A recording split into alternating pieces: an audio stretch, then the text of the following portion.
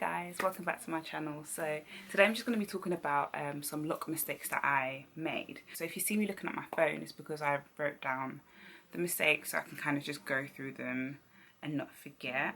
Yeah, so the first mistake I made was comparing my look. When I was researching the type of looks I want, the size I wanted, I was looking at a lot of different people, trying to figure out their hair texture from pictures and trying to see how my locks could possibly come out. I can say for a fact that they came out totally different to everybody else's, totally different to all the pictures that I saw. What I would say is that when I was having them established, my friend did them for me and we had a conversation beforehand, just deciding what the best outcome would be for me. Yeah, so we talked about two things, thickness and volume. I have a lot of hair but it's very fine. I wanted to make sure that my locks look as voluminous as they possibly could.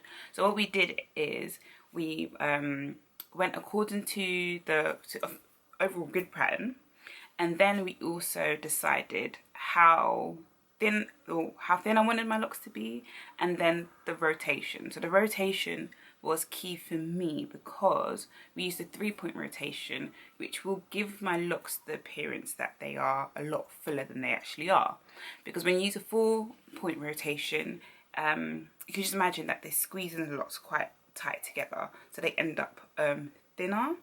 But if you use a 3-point rotation, they're slightly looser, so it will give the appearance that your locks are a lot fuller than they actually are. So that's mistake number one. Don't compare them to somebody else. Just look at what you're trying to achieve for yourself with your locks. Second problem I had was your hair has different textures throughout, so it will look at different rates.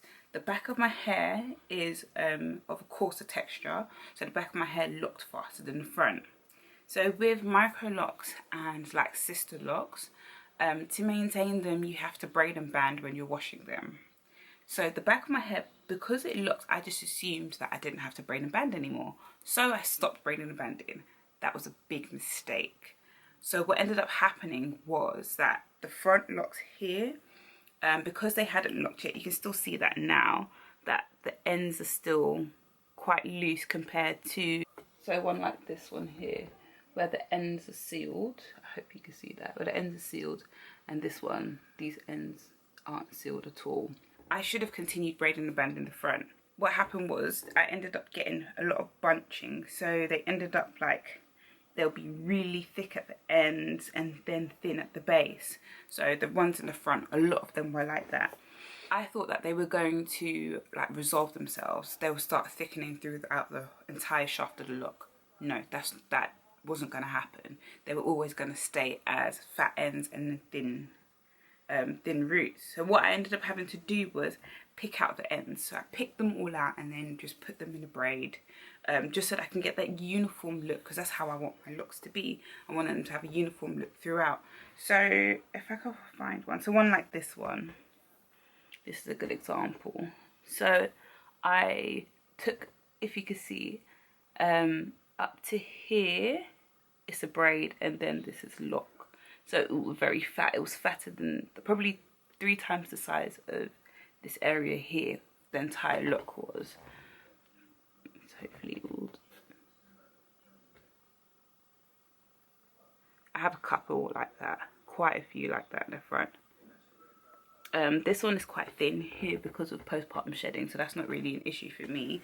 But the main issue was the fact that the ends ended up thick and the roots were thin. Now what I do is the ones in the front that are still loose, I braid and band them and I'm going to wash. So the back I don't need to braid and band, and the front I still braid it all, band up, so I don't have that same issue again. But that's something that you need to bear in mind. Just watch the rate of your hair locking. Some parts will lock faster than others. Doesn't mean you need to stop braiding and banding. The third mistake I made was not wrapping my hair. This was something I did when I was a loose natural as well. I didn't tie my hair up at night. However, with locks, if you don't do that, your hair will rub against your pillow. You'll get a lot of lint in your hair, and lint is virtually impossible to get out. It does take time, take some patience as well, patience that I do not have. So I've had to do some ACV rinses on my hair, sit and try and pick out the lint that has been in from ages ago. It's just tedious. The best way is to just not get lint in your hair. So the other thing I should have done, which I wasn't doing, was brushing my locks. Brushing your locks is really good because if you do have lint that's in your hair, brushing that will dislodge it, and then it'll be easier for you to kind of like shake it out and brush it out so that they don't become just merged with your locks as well. Fourth mistake I made was not moisturising my locks. So with sister locks or micro locks, some people do this, some people don't, but I don't oil my locks at all.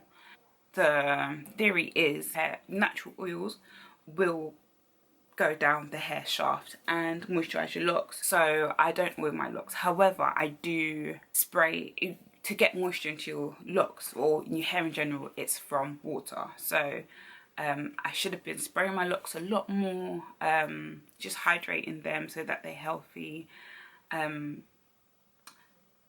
It's something I wasn't doing, it's something I'm doing now. I've noticed a big difference in the growth of my locks. The more moisturised they are, the better that they grow, the faster that they grow. Since I've been moisturising my locks, I've seen them just growing like weeds. The last thing that I would recommend with your locks is enjoy the process. Each stage is different. I do miss my short locks when they were really, really baby short. I don't know why. I didn't appreciate them at the time. I was just like, oh my gosh, I look really weird. Like some days they want to stick up, some days they want to lay down. And that was what I couldn't kind of grasp, the uncertainty of what they're going to look like when I wanted to go out. I would definitely say that it's a journey that you should enjoy. Enjoy each stage, take as many pictures as you can so that you can look back. Like, I never realised my locks were growing as fast as they were until I would see back on Snapchat from a year ago, and I'll see that, oh my gosh, my locks have grown a lot. So yeah, last thing I would definitely say is enjoy the process of having locks. It's such a lovely process. Definitely do a lot of research when you're getting your locks done. So I hope you enjoyed this video. And don't forget to comment, like and subscribe, and I'll see you in the next one. Thanks, bye. Just a quick shot of my locks.